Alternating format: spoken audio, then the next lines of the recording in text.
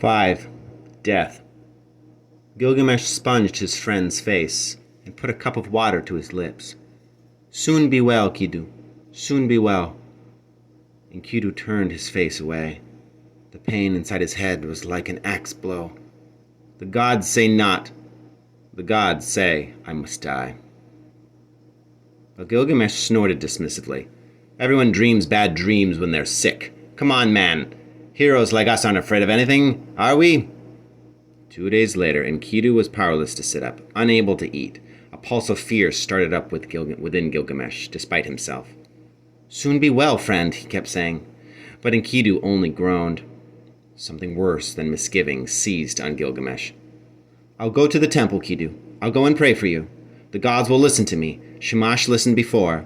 I'll have the goldsmiths make a statue of you."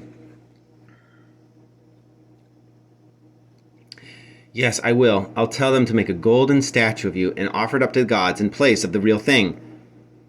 "Why don't I do that?" "Yes. Wait here. Don't worry. You mustn't worry. Everything will be all right." And he was gone, running towards the temple, shouting commands, summoning his craftsmen. Enkidu was left alone on his bed. The sun moved round in a ray of sunlight, like a fist punched through the window and struck him on the face. "Oh, Shamash, you faceless orange clod, hear my curses," he told the sun. "Let my curse fall on that trapper who fetched me out of the wild. Make him smell so bad that the beasts sent him 12 leagues off. Let him never catch another creature, not so much as a gerbil. Let him fall into his own pits. Let the lions tear him limb from limb. And Hattie, oh, curse the dancing girl for me. Let all doors shut against her. Give her nowhere to sleep but the rubbish heap. I was happy before she came. Out there in the wilderness, I was happy. But she had to come along and daub me with kisses. She made the animals shun me, so let her be shunned." He broke off, panting for breath.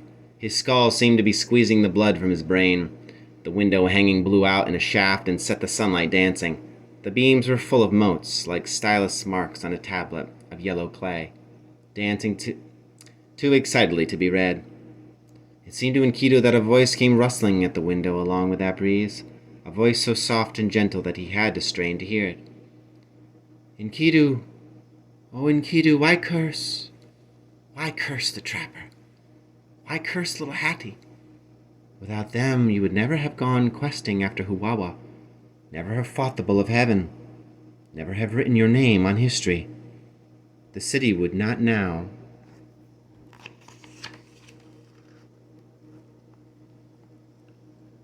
be holding its breath, praying for Enkidu. Gilgamesh would not be kneeling now in the temple of the gods, weeping salt tears. Don't you see? Without Hunter and Hattie, you would never have met Gilgamesh. Now Gilgamesh will be the wild man. He will mourn you like a wolf baying at the moon and wander the world looking for comfort. Would you really choose to have lived without such a friend?" Enkidu's fist closed around the empty air containing the sunbeam. "I call them back. Every last curse. Be my witness, Shamash. I call them back. Never have met Gilgamesh? Hunter, may your traps be full every morning. May your arrows never miss their mark. Never have met Gilgamesh? Hattie, little Hattie. Let men 12 leagues away see you and swoon. Let kings stop their chariots to propose marriage. Let the gods lean out of heaven to whistle at you. Never have met Gilgamesh? That would have been never to have lived at all. We came alive together, he and I. We made sense of it all. We made sense." Enkidu let his hand fall. Fever made the room throb and crinkle like the walls of a bread oven, and his tears were scalding hot, and yet he was easier. He was easier in his mind. Gilgamesh came bounding back from the temple, hopeful, full of optimism. Now Enkidu would get better. It took only one glance to know he was mistaken. His friend's eyes were shut. Gilgamesh sank his fingers in his friend's hair and shook him. "Wake up! I thought you were—" Then Gilgamesh cradled his friend in his arms, and their tears soaked indistinguishable into the crumpled pillow. For 7 days Gilgamesh struggled like a man swimming in the mid-ocean, trying to keep a friend afloat. Below them, in the depths, cruised death. First it would swallow Enkidu, and then, in the blinking of an eye, Gilgamesh. Life was nothing but treading water until the sharks came along.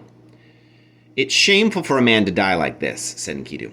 "Ishtar hasn't just killed me, she has managed to shame me too. Listen, why is everywhere so quiet?" Gilgamesh eased his arm from under Enkidu and stood up, stiffly. He went to the window with its broad sill and stepped outside. High above the silent city, his voice carried loud over the early morning city. "Quiet? It's not quiet, friend.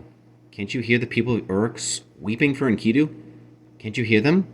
The girls who brought you food, the bathhouse girls who rubbed oil into your back, the shepherds all sobbing like children. Listen, and the friends you made, so many friends, and Hattie, little Hattie." He raised his voice still higher. You animals in the wilderness, you knew him in his wild days and you're weeping for him, aren't you? You trees in the cedar forest, you're weeping for him, aren't you? Every place we ever went, every blade of grass we trod underfoot, every river we ever drank from, all the mountains and all the valleys, they're weeping for you.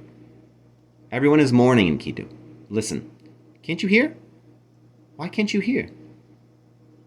He went back to the man in the bed, still shouting his lament, but Enkidu's eyes remained shut. Gilgamesh laid a hand on the wild man's heart. But no, he would feel no beat. And me, Enkidu, and me, I'm weeping. I'm weeping for you, Enkidu. Wake up now. Wake up and see how the world prizes you.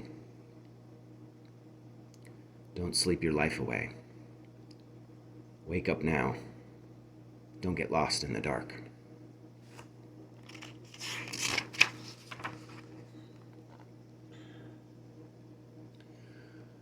Gilgamesh covered his friend over with a sheet of silk, carefully, precisely, meticulously. Then he let loose the madness which he had kept at bay so long. He smashed everything precious, everything beautiful, ripping down hangings, hurling ornaments out of the window. He tore out his hair and pulled his clothes in shreds, twisting his knuckles white amid their rich fabrics.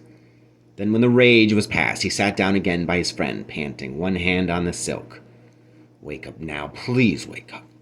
The whole household gathered outside the door, whispering anxiously, calling out, offering to carry the body away for burial. But Gilgamesh would not let them in. He fixed his eyes on his friend's shrouded face, and he willed the silk to stir. All that day he sat with the body, all the next day too. He did not try to hold back his tears. For 7 days and 7 nights he watched them make their spicy patterns on the tiles at his feet. Then on the 8th day, he stopped crying. Realization fell on him like a ton of sand. No amount of crying was going to bring Enkidu back. His death went on forever. He got up and opened the door. The smell of decay in the bedroom was choking. Gilgamesh went outside into the sterile sunlight. The little golden statue of Enkidu, which had been commissioned as a bribe to the gods, stood on a table outside the temple of Shamash.